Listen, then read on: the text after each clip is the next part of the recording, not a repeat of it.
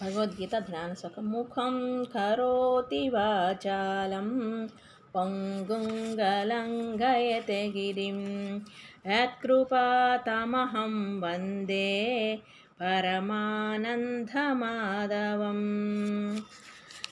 సాంఖ్యయోగం 35వ శ్లోకం. భూయాద్ధృణాదుపరతం మన్యతే త్వం మహారథః యోషాం చ త్వం బాహుమతః భూత్వా యశస్వి లఘువం. ఈ మహారథులందరూ కూడా నీవు భయం వల్ల యుద్ధం నుండి పారిపోయావనుకుంటారు. వారు నీ వీరత్వాన్ని ఎంతో గౌరవించుతారు. ఇప్పుడు వాళ్ళకి నీవు చులకనైపోతావు. అందువల్ల యుద్ధం చెయ్యి అని అర్జునుడికి బోధిస్తున్నాడు శ్రీకృష్ణుడు. 36వ శ్లోకం. సాంఖ్యయోగం.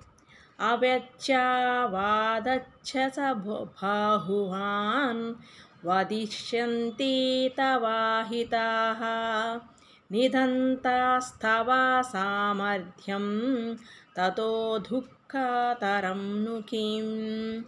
నీ శత్రువులు నిన్ను గురించి పలు రకాలుగా అనవసరమైన మాటలు మాట్లాడుకుంటూ ఉంటారు. నీ సామర్థ్యాన్ని నిందిస్తారు.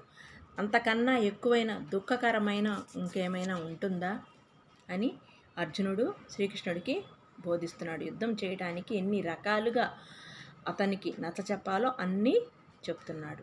జై గురుదేవ.